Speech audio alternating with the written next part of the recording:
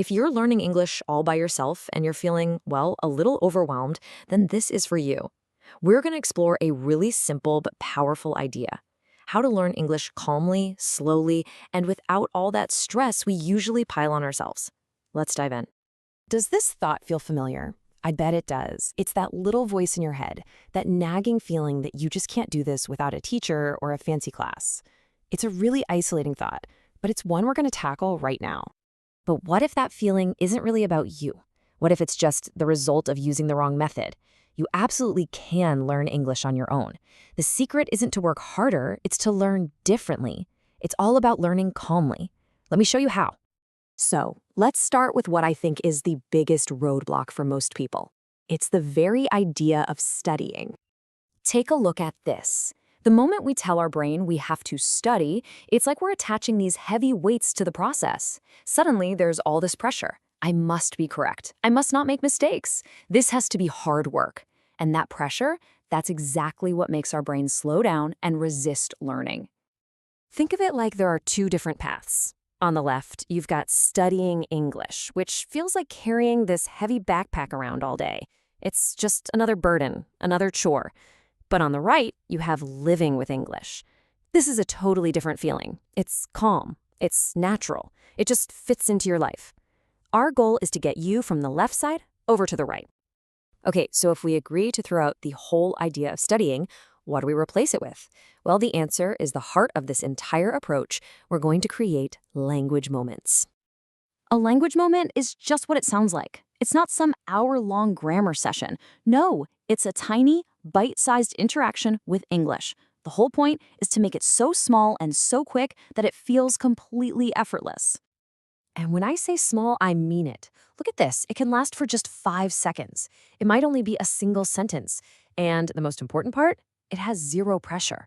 It's so quick and light, your brain doesn't even have time to get anxious or scared. You just do it. Let's make this super real. Imagine you're just making a cup of tea. Instead of letting your mind wander, you create a little language moment. You just think the sentences you see here. I am making tea. The water is hot. I am waiting. And then, this is crucial. Look at step 4. Stop. That's it. You don't repeat it. You don't check for grammar mistakes. You don't correct yourself. You just let the thought exist, and then you let it go. Now, this is probably the most important thing to understand. That tiny little act of thinking, the water is hot, that's not just a thought. It is real practice. You are actively planting a little seed in your mind, using the language in a real-life context. It absolutely 100% counts. Okay, so once you've got that idea down, we can build on it with a few more simple, totally pressure-free techniques. So many of us get caught in this trap of thinking in our native language, then doing all this mental gymnastics to translate it into English. It's the long, complicated route. Language moments help train your brain to take the direct path. Instead of translating, you just think directly in English. I am checking my phone. Simple. Okay, this next one is a game changer. This is for anyone who feels like I can understand English perfectly, but when I open my mouth to speak, I just freeze. It's called invisible speaking. It's just what it sounds like. You move your lips, your tongue, and you form the English words, but you don't make a sound. So why does this work? Well, think about it. Speaking is a physical skill. Your mouth has muscles that need to build memory.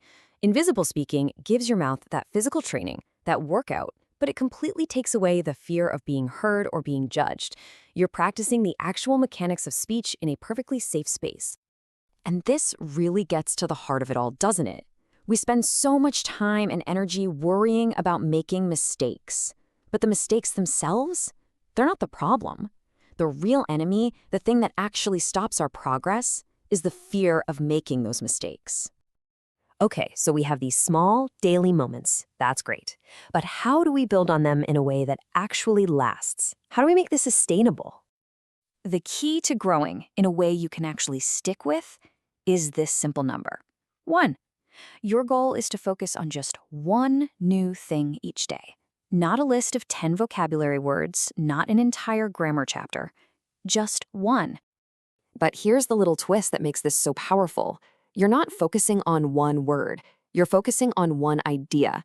So let's say your idea for the day is being tired. Throughout the day, you just look for little chances to think sentences about it. Maybe you think, I feel tired. Or later, I was tired this morning. or even I want to rest later. You see, you're building a rich web of connections around that idea in your brain, which is so much more powerful than just memorizing one word. This is another huge mindset shift we need to make. We often chase this goal of speaking really, really fast, but that's not what true fluency is. True fluency is about thinking easily and comfortably in the language. When your thoughts can just flow calmly in English, the speaking part will naturally follow. All right, for our last section, I want to share a really powerful mindset tool that will help keep you motivated and feeling safe on this whole journey. Instead of just focusing on a future goal, I want you to try creating a future memory. Just imagine it's a year from now and you're looking back. What would that future version of you say to you today? It'd probably be something like this. This simple act of imagination makes the whole process feel safer because you've already pictured yourself succeeding. So as we finish up, I want you to remember this. You are not late. There's no official timeline for learning that you've fallen behind on. Your journey is your own. And you are not slow. This is a marathon, not a sprint. A calm, steady pace is what builds knowledge that actually lasts a lifetime. And most importantly, please hear this. You are not broken. You are a perfectly capable learner who just needed a kinder, gentler way to do it. So I'll just leave you with this one question. Don't worry about tomorrow or next week. Just think about right now. What small, simple, 5-second language moment can you create for yourself today?